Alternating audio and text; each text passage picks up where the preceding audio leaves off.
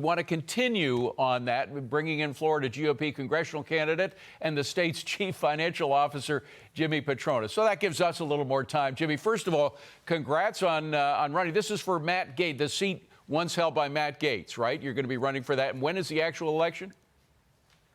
Correct. So this is for Congressional District 1. The primary is next week on January the 28th. Wow. But early voting is a little challenge right now. As you can see, we have a blizzard in Northwest Florida. All right. Well, let's talk. I mean, there's so much to talk about with what's already been done in this first week of the Trump presidency, the second Trump presidency. The EV mandates. The Biden administration was kind of living in this fantasy world for many years, thinking that all of what they were doing, whether it was on the immigration, the borders aren't open, they're actually closed, whether it was on EV mandates, people love the EV mandates. Say once you buy an electric car, you'll never go back. I had a kind of mini debate with Pete Buttigieg, who was Secretary of the Transportation during the past administration. I had this interview with him about a year ago. Let me just play that and get your reaction. Roll it.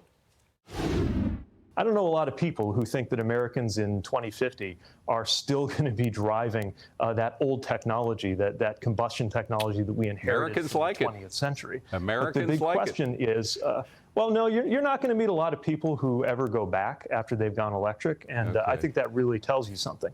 Well, Jimmy, we saw a lot of people who went electric, who went back to gas last winter, which was a really cold one like we're experiencing now, because they didn't work too well in the cold weather. So he was just dead wrong.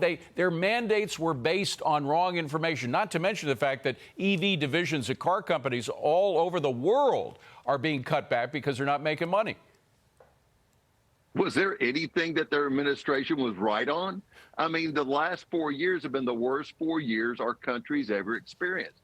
There's nothing that we can reflect on as a single victory of this administration.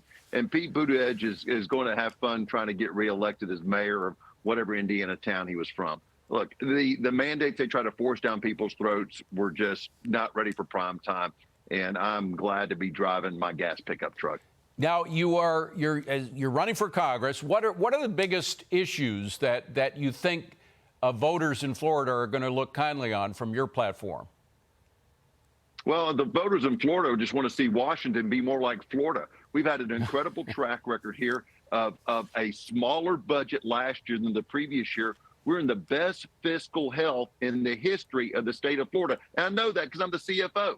So I'm excited about taking what we've done to Florida to Washington, D.C. I'm excited about getting our arms around inflation. I'm excited about seeing the border get shut down. I'm excited about giving our military the respect they deserve. I'm curious. I want you to talk outside of your state for a second. When you look at what's happening in California, those horrible fires that were deadly and that displaced thousands of people who were living in the L.A. area. You've had your experience with a lot of natural disasters, particularly the hurricanes. You've come through them a lot better. Of course, a lot of differences, obviously, in the situations, but how much of what you did as policy prepared you for something that they appeared to be unprepared for?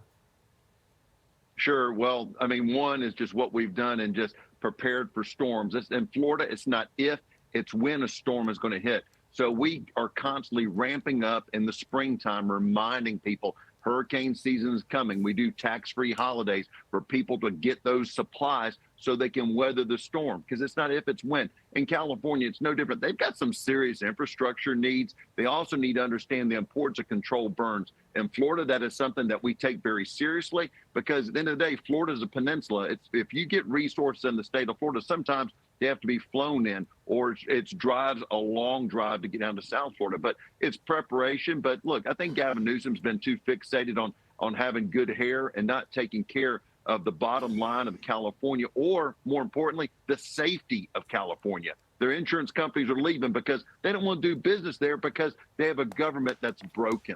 Well, they also have a government that's broke, and it's facing a huge deficit, of course, because of the fires. But even before that, it was facing the deficit. And they have a tax rate of, I think it's tops out at about 13% for the state. What is your top income tax rate in Florida? I'm curious. Zero. Zero. So we don't collect. So you have anything zero tax. income tax, and you have a surplus, and they have 12 and whatever percent tax, and they've got That's a right. deficit and a huge one coming up because of the fire. I mean, it's such common sense. This is supposed to be the presidency of common sense. Do you think more states are going to get it and switch to the Florida model? Look, I hope so for our country's sake. We've got blue states that are just really needing a change in leadership. And I think what we saw in this past election cycle, Trump didn't win the electoral college. He won the popular vote. Right. That's making it loud and clear that people were tired of what the status quo was, and they're ready to keep more of their money. Unfortunately, a lot of those blue states have dysfunctional leadership that does not know how to live within its means. Jimmy Patronis, who's running for a congressional seat, District number 1 in the great state of Florida. Jimmy, thank you very much. Best of luck to you. Appreciate it.